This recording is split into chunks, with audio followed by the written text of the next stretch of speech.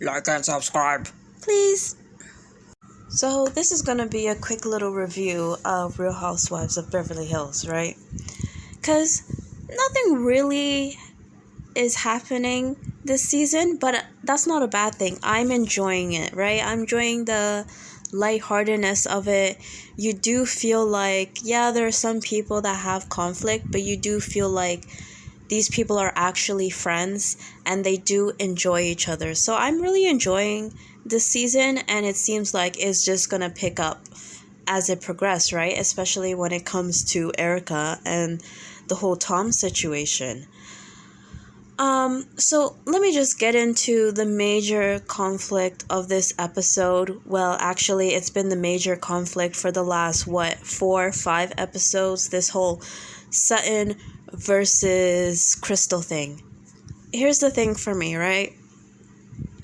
I see both sides of the situation where, yes, Sutton was wrong for barging into Crystal's room, right? If you do not get a clear come in, then you should not enter someone's room, especially if you don't have that relationship with them, right? If they were friends like that, then to be honest, from my perspective, even if it is a friend and I'm getting dressed or I'm not dressed and they just barge into the room, would I get super upset with them? No, but I would be highly annoyed and be uncomfortable with that, even if you are my friend. But if I don't even like you like that, if me and you have been having conflict and you just come into my room, that I would be very upset. Now, is it a violation? That's the thing. I feel like that word is appropriate. I mean, is it a little bit harsh? Yes, but I think if Sutton came into the room, right? She knocked 2 seconds and then she came in and she saw that she wasn't dressed, right? And she was like, oh, sorry, and closed the door right away. Then I can understand it's a mistake. Sutton didn't mean it like that. But the fact that Sutton saw that the lady was naked, still continued to enter into the room and say, well, I don't know what you're doing in here, drop her jacket on the bed and then proceeds to exit, I can understand why you feel violated, because she saw that and she didn't want to leave right away. She continued to enter the room, especially when someone did not give you permission. She said that she heard a voice coming from the room, so she thought that Crystal was saying, come on in, but that's not the same as a clear come on in, right? So I can understand Crystal's perspective, as well as I don't want to bring in her eating disorder, but if you do have body image issues, right? For some people, being naked or being seen naked is not a big deal to them, right? But if you have body image issues, or you don't necessarily have to have body image issues, everybody views nudity differently, right? So clearly, Crystal was uncomfortable with the situation. It is what it is. And I think Sutton is, because this has been going on for how many episodes, and I think Kyle and Kathy are being a little bit messy. Kathy calling her peeping Tom Cena. That Sutton is highly sensitive and Sutton is very upset with the situation. So to bring it up in any capacity in a joking way, you're poking the bear, right? This bugs her, so why are you getting involved? Especially if it hasn't happened to you. And considering that Kathy and Crystal are quote-unquote friends, we don't know with this show who's real friends or who's not, but Crystal was introduced through Kathy, right? So it does make me look at Kathy, it makes me give her the side eye a little bit, because are you joking or are you Crystal's friend? And you're kind of backing her up in a passive-aggressive way, because Sutton is highly sensitive. But even with Sutton, I just sort of feel like in this situation, Whether you feel like Crystal using the word violated was strong or not, you were in the wrong. So you have to own it. And yes, Sun did apologize for what she did. But just because you apologize for something doesn't mean that you still don't have to deal with the fallout or the consequences of that. You have to. So for Sun to get so upset with Crystal, I mean, you can be upset, but for her to act the way she's acting as if she's a victim in that situation, it's a little too much for me. You know, she's at the party and like, I can't sit here and be fake and blah, blah, blah. And she wants Crystal to apologize. That's crazy to me. You want Crystal to apologize for something you did wrong. Even if you feel like Crystal overreacted, which I do feel like Crystal maybe is taking things a little too far, it doesn't change the fact that Sutton is wrong in this situation. To me, she's wrong. So if you're wrong in the situation, you kind of have to take it. And once Sutton said her piece to the other ladies, I feel like nobody in the group is taking it seriously, right? No one in the group is looking at Sutton like she's some sexual deviant or something like that. Actually, they find it quite comical, right? No one is believing this. No one is taking it this seriously. The only one that is taking it seriously is Crystal, right? Even the audience, you know, no one is like, oh my god, Sutton, you're a sexual pervert. Nobody is thinking that. But the more you're making it a bigger deal, the more it's like, you're making yourself look bad, you're making yourself look crazy, and you're making it a bigger deal than it needs to be, because no one was really talking about it at the party. Yes, Kathy made a shady comment, which I feel like she was wrong. If you know someone is really sensitive about the issue, you should not bring it up. But no one is really looking at Sutton like that, except Crystal. And that's okay. Crystal is allowed to feel that way.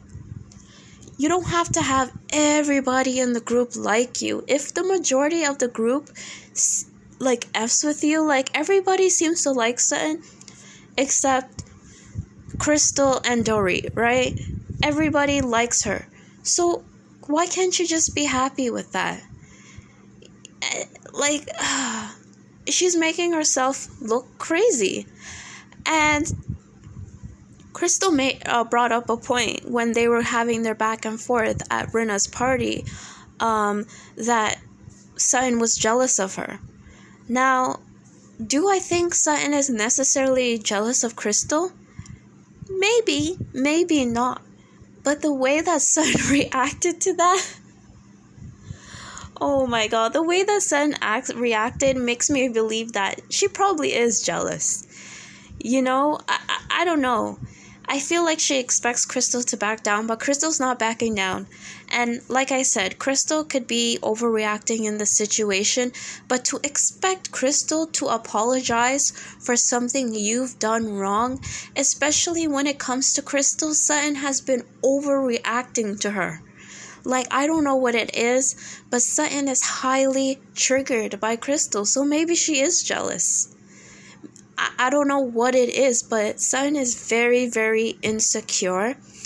And she's a nice lady from what I see. I don't think she's a bad person. I do think she's good for the show. But it's very clear that she has some sort of emotional instability with her. And if you're not kissing her ass, she has a big problem. You know, she says, I can't be fake, I can't be fake. That's cool. If you can't be fake, that's fine. But then it can't be like, oh, I can't be fake, but then you expect everybody else to kiss your ass. That's not how it works. If you can say what you have to say in the moment, then you must expect other people to say what they have to say. And you can't just overreact and cause a scene, right? But we know Kyle. Kyle is messy. She's so messy. She saw Sutton there, minding her own business, putting on her lipstick. You could tell she was upset, but she was trying her best to keep it together. But sneaky Kyle comes over, and it feels like she's poking the bear a little bit, right? Because with someone like Sutton, if I was dealing with someone like Sutton and I truly cared about them, I would wait until we're not at a party to have that conversation with her. I wouldn't have the conversation with her at the party because I know how reactionary Sutton can be. I know that if I poke her and I keep asking her, what's wrong? What's wrong? What's wrong? She's going to explode. And that's exactly what happened, right? So I feel like Kyle knows that if she pokes Sutton, same with Kathy, if they poke Sutton, that Sutton will create a scene. And that's what they want. However, I did like when Garcelle, was straight up asking Sutton, what do you want from Crystal? Clearly you want something from Crystal to be able to move forward. And Garcelle was right because she can't let this go. And like I said, she wants an apology, but I feel like it's kind of ridiculous to expect an apology from someone when you were in the wrong. You did wrong and you don't like how they reacted, or you felt like they overreacted and you want them to give you an apology because you didn't like their reaction based off of what you did wrong. That doesn't make sense to me. Here's the thing. I do see the entertainment value in it, but it's been, how many episodes now of the same exact conversation over and over and over and over and over again. They need to find a solution to this problem and move on. Clearly, they're going to talk about it for the next episode. I want that to be the last time they talk about this until the reunion, because I'm over it. I'm over hearing about this. I really am. They're so annoying. Just move on from this. We already had the conversation. I don't want Kyle bringing it up. I don't want Kathy making jokes about this. Let's move on to another issue. Point blank. Okay? Moving on to the next major thing that's happening. The next major storyline is this whole Lisa Rinna's daughter, Amelia, dating Scott Disick. It's very clear by the way that Lisa Rinna is acting, in my opinion, that she's enjoying this, right? She's getting off on this. It's very clear that she wants to be famous or maintain her fame or increase her fame, and being associated with the Kardashians within any capacity is good for them, right? Because the Kardashians, they're a big name. Even if it's a Scott, being affiliated with the Kardashian can only help further push Lisa Rinna's star and also kind of solidify her spot on this show. So them talking about it and making jokes about it is just kind of really off-putting to me, because at the end of the day, this is your young daughter. She's 19, 20, and she's dating a 37-year-old with 3 kids who has a history of dating younger women. I mean, it's totally messed up, but like Erica was saying, stuff like this happens all the time. Amelia is not the first, and she will not be the last. And I feel for Lisa Rinna, even though I feel like she kind of enjoys this newfound fame she's sort of getting off of her daughter. I feel for her because it's one of those situations where technically your daughter is an adult, so you can't exactly be like, you can't see him, because if you say that, I mean, it has no effect. Her daughter's not even living with them anymore. So what can you do? The best you could do is to be supportive of the situation. But I don't know. The way that Lisa Rinna grins about it, you can feel like she's enjoying this. She is. It is what it is. Hopefully, Amelia can leave this relationship with not too much damage, but that's life. I guess you have to go through things yourself. You have to make a mistake to learn yourself better, right? Scott, even though he's not doing anything illegal, I do give him the side eye as to why you have this pattern of dating younger women. I think part of Scott, because he got with Courtney so young and he had his children so young, I believe he was like 24 or something at the time. I think he's trying to make up for lost time by dating these younger women so he doesn't have to grow up. He can stay in that space and relive it over and over and over again. But at a certain point, he's going to have to grow up. And it is shady when you date a younger person, because someone that is younger is a bit more naive. And if someone is a bit more naive, you're able to control and manipulate them a little better.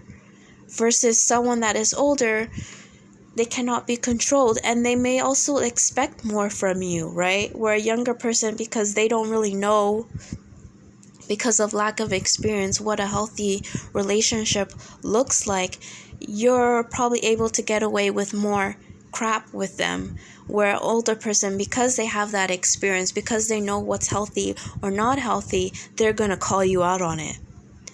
And let's be real, people don't like to be called out on their shit, right? And if you have someone that allows you or enables you to do whatever you want and not hold you accountable, if you're not mature enough, if you're not emotionally mature, you're going to prefer something like that. So I am worried about Amelia, but she's an adult and she's just going to have to learn for herself. And I guess Harry Hamlin, he was saying, well, I was 29 when I was with a 44-year-old woman, and even Erica is saying I was 27 when I started to date Tom. But the difference between those situations, they were in their late 20s. So yes, the age gap was there, and I'm not saying that they couldn't have been manipulated in certain situations, but I feel like by your late 20s, you have been in relationships. You have a certain amount of experience. Erica, she had a child at that point, right? So you are less likely to be manipulated in those situations. But when you're just fresh out of your teens, you don't have a lot of experience. So that's the difference for me. They're not exactly comparable. Okay, so the next thing that is going on that's on everybody's mouth is the whole Erica and Tom thing. I'm pleasantly surprised with Erica, because before this season started, I totally expected Erica to be kind of close-lipped on the whole divorce like she usually is. She's usually, the ice princess, stone cold. She doesn't really open up about what's going on in her life. And whether she's telling the truth or not, she's giving us something to work with, right? I do feel like she talks a lot about the money. And she talks a lot about what she used to have and what she doesn't have in a material sense. And to me, that tells me that, I guess in Beverly Hills, because it's so materialistic, to go from having this huge mansion to a beautiful house, right? But it's not a mansion. It's still beautiful. It's still gorgeous. I would love it. I wouldn't have a problem with that. But you can tell she's a little bit insecure. Maybe not so much about what she feels like she's missing out, but more so what the other ladies are going to think. Are they going to look down on her? Are they going to think less of her because she doesn't have the material wealth that she used to have? But it just seems like that's what she's talking about. That's what she's focusing on. She doesn't really talk about, I miss me and Tom, laying in bed, talking all hours of the night. I miss me and him going on vacation. I miss me and him laughing and da. She doesn't really talk about the personal relationship between her and Tom. She more talks about the material things that she has lost. So I don't want to say she's a gold digger, but she's a gold digger in a way. And I don't mean that in a judgmental way, but it's very clear by how she talks about the relationship that was the relationship. That was the arrangement, right? She gets to be with this older man. Tom is not necessarily that attractive. And it seems like her and Tom didn't have the emotional bond. That Erica was essentially the trophy wife. She was just there to look good, eye candy to be on Tom's arm. And Erica was just there to spend his money, pretty much, right? And I don't judge that. It happens all the time, but it's very clear there was not an emotional bond there at all. There wasn't. So for them now to be divorced, especially when all this thing is coming out about Tom, I mean, it's not surprising. It's not surprising. And one of the reasons why people believe that Erica's getting a divorce now is because Tom is in trouble with the law, because he's been scamming people. But from the preview, we see, I'm gonna be real. Even when Erica is talking about this whole divorce, she never shed a tear so far, right? She was very cold. She's very flat. And some people may take that as, well, because she's lying, right? Because she doesn't really care. I don't know. That can be true, right? Or it can also be her personality. Some people, they don't really show their emotions, or they don't cry. They try to hold everything in. But from the preview, that's the first time, at least I've seen, of Erica actually getting emotional and crying. And yes, she can be a great actor, who knows? But her crying about how people think that the reason why she got the divorce is because she's trying to hide assets for Tom, and she's breaking down, bawling. It could be a performance. I will have to see, but I don't know. Something in me kind of believes her. I don't think she's a victim in this situation at all. I don't think that she should have a lot of sympathy. However, she has my empathy. She does. She has my empathy in this situation. And is she hiding assets? Is she not? I don't know. Because for me, what Erica is saying, especially how Tom treated her, it makes sense to me. It really does. Like, usually when you see people and there's a huge age difference, and one of the parties, usually the man, has loads of money, it's not hard to believe that there's not really a real emotional relationship there, that it's an arrangement, that you provide for me, right? You provide me this material things, and in exchange, I'm your eye candy, right? I'm your trophy wife. So it's not hard for me to believe that there's not really a connection, that there's not really loyalty. So I think in that situation, of course, Erica's going to be looking out for herself, and she's going to try to get what she can get, right, out of the situation financially. But I don't think she's necessarily loyal to Tom or trying to protect him. Now, do I think she signed some things, right, and she hid some things for Tom? Yes, I do.